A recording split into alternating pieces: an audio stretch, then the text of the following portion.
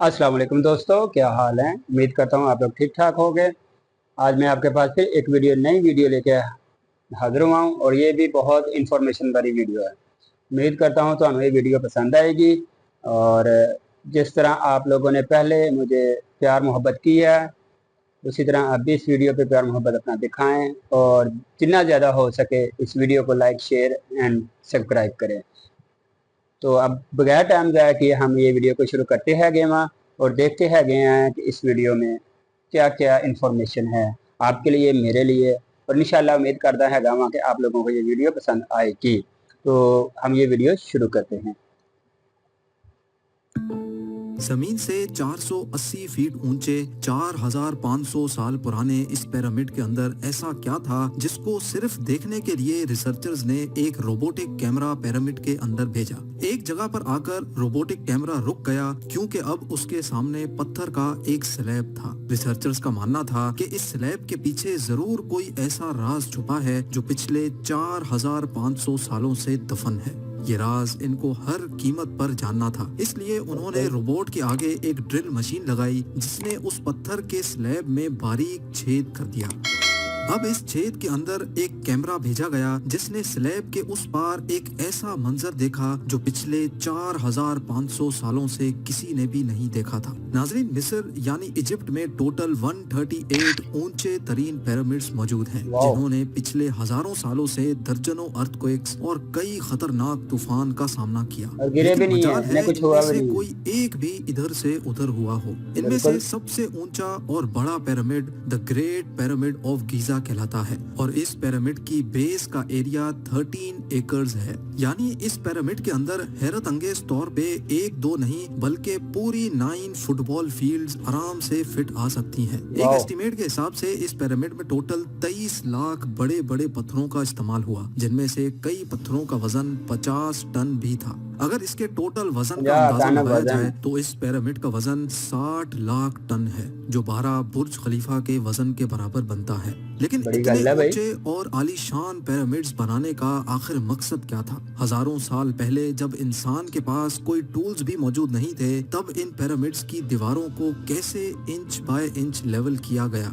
कैसे 50 टन वजनी पत्थरों को स्क्वायर शेप में काटकर बगैर क्रेन के ही 480 फीट ऊंचाई तक पहुंचाया गया? और इनको बनाने में ऐसे कौन से इंजीनियर्स का हाथ था जिन्होंने इन पिरामिड्स को अर्थक्वेक प्रूफ के साथ साथ इनकी तमाम साइड्स को एग्जैक्टली 51.5 डिग्री के एंगल पे सेट किया? ये सब आप जान सकेंगे आज की इस वीडियो में। तो आइए शुरू करते हैं। से बात उनके पास है, उसका अंदर नॉलेज है। सदियों से मुख्तलिफ रिसर्च टीम्स इस पिरामिड की कंस्ट्रक्शन टेक्निक जानने के लिए सर जोड़कर बैठी थी कि आखिर इस पिरामिड की हर side exactly north, south, east और वेस्ट पे बगैर कंपास के कैसे सेट की गई होंगी। कई एक्सपर्ट्स का मानना है कि उस टाइम के आर्किटेक्ट्स ने सबसे पहले ऐसी जमीन तलाश की होगी जो लाखों टन वजनी पत्थरों का वजन झेल सके। उसके बाद पोलर स्टार्स यानी वो सितारे जिनकी मदद से अर्थ के पोल्स का पता पड़ता है, उनकी मदद से पिरामिड की हर साइड को मार्क किया गया।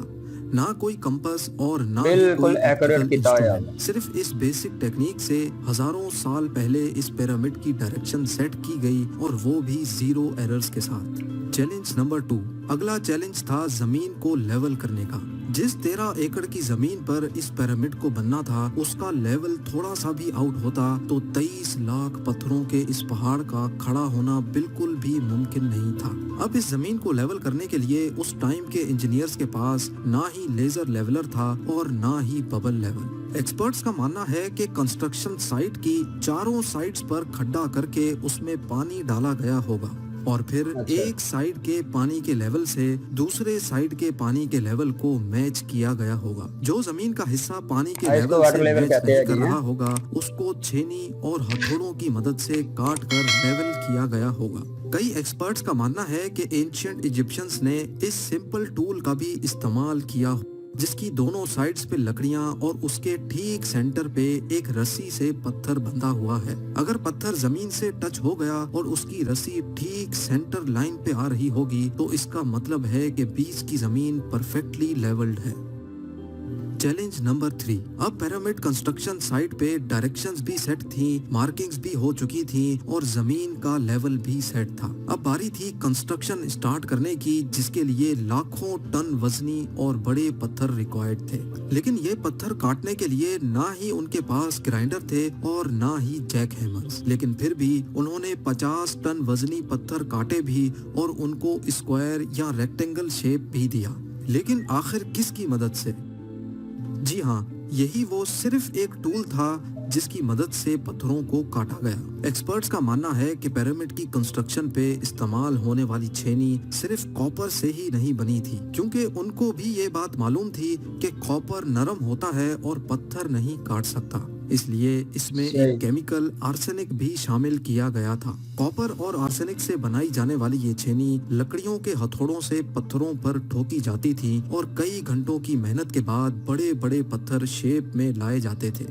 Challenge number 4। हिम्मत है इन लोगों की। ये खास किस्म का पत्थर आज की जदीद मशीनरी भी इस तरह का काम कटाई नहीं कर पिरामिड पाती कंस्ट्रक्शन जल्दी। साइट गीजा हो तो से जाता है, 250 किलोमीटर लेकिन दूर टाइम डोरा के शहर में हो रही लगता थी। है। अब मसला था ये पत्थर गीजा तक ट्रांसपोर्ट उस टाइम कोई जदीद टेक्नोलॉजी नहीं थी। 50 टन यानी 50,000 केजी के बराबर था, जो तकरीबन 3 पैसेंजर बस के वजन के बराबर बनता है। और ऐसे 23 लाख पत्थर सिर्फ एक पिरामिड में इस्तेमाल होना थे।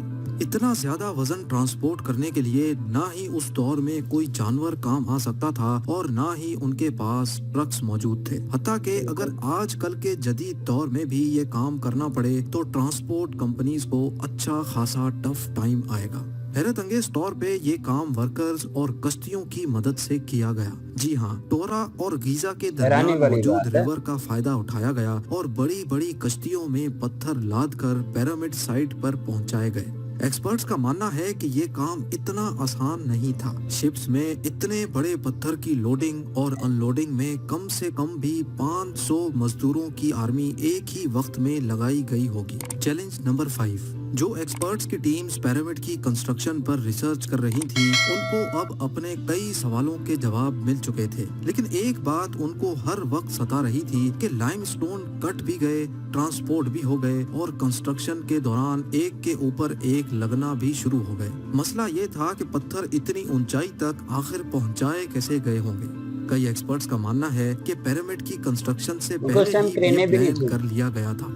या तो ये स्पाइरल ट्रैक के जरिए ऊपर गए होंगे या फिर लेकिन ये बात तो तय है कि 50,000 केजी के पत्थर ऊपर मजदूरों की आर्मी की मदद से ही खींच कर गए होंगे। Challenge number 6। बात सिर्फ लाखों मजदूरों, छेनी हथौड़े से लाइमस्टोन काटने और इतने बड़े पत्थरों को ट्रांसपोर्ट करने की ही नहीं थी। इस पिरामिड के अंदर कंपार्टमेंट्स, उनके अंदर जाने का रास्ता और कई छोटी छोटी सुरंगें भी बनाई गई थी। बाकी सब चीजें तो ठीक थी, लेकिन एक चीज एक्सपर्ट्स को हैरान कर गई और वो ये थी कि अंदर के कंपार्टमेंट्स में जो पत्थर इस्तेमाल हुआ था वो लाइमस्टोन नहीं बल्कि ग्रेनाइट था। जी हाँ, ग्रेनाइट एक ऐसा पत्थर है जो डायमंड के बाद दुनिया का सबसे सख्त तरीन स्टोन माना जाता है। आजकल के मॉडर्न दौर में भी ग्रेनाइट बड़े बड़े ग्राइंडर्स की मदद के सिवा काटा ही नहीं जा सकता। दुनिया भर से कई आर्कियोलॉजिकल एक्सपर्ट्स को पिरामिड का विजिट भी करवाया गया, लेकिन किसी को भी इस बात का सुराग नहीं मिला कि 4500 साल पहले इजिप्शियंस ने ग्रेनाइट जैसे ठोस पत्थर को इतनी सफाई से कैसे काटा था। आखिरकार कई सालों के बाद एक्सपर्ट्स ने इस मिस्ट्री को भी सॉल्व कर दिया। इजिप्शियंस ने ग्रेनाइट को इतनी सफाई से एक ऐसे आरे से काटा था जिसके दांत ही नहीं थे। जी हाँ, बगैर दांतों वाले इस आरे के दोनों साइडों पर वजन डालकर इसको ग्रेनाइट पर चलाया जाता था और बीच में बजरी डाली जाती थी। इस तरीके से इतने बड़े पत्थर को काटने में 4 महीनों का वक्त लग जाता था। आखिरकार पिरामिड्स बनाने का मकसद क्या था? इन पिरामिड्स को बनाने में कितने मजदूर एक ही वक्त में काम करते थे? और रोबोटिक कैमरा ने जब पिरामिड के अंदर पत्थर के स्लैब में सुराख किया तो उसके अंदर वो कौन सा मंजर देखा गया जो पिछले 4500 सालों से किसी ने भी नहीं देखा था? ये सब और इस... तो दोस्तों, आप लोगों को उम्मीद करता हूँ ये वीडियो पसंद आई होगी और इसका दूसरे पार्ट में जल्दी मिलते हैं आगे में। और इंशाल्लाह उम्मीद करता हूँ कि आप लोग वो वीडियो भी पसंद करेंगे। तो दोस्तों, लाइक एंड शेयर और सब्सक्राइब करना ना भूले आजे, लाजमन करे आजे। जिस तरह तुसी पहले प्यार किया उसी तरह प्यार करते रहें। इंशाल्लाह मिलते हैं इसके दूसरे पार्ट में। उम्मीद करता हूँ कि आप लोगों को वो वीडियो पसंद आएगी। اوکے جی, اللہ حافظ, بائے, ٹاٹا.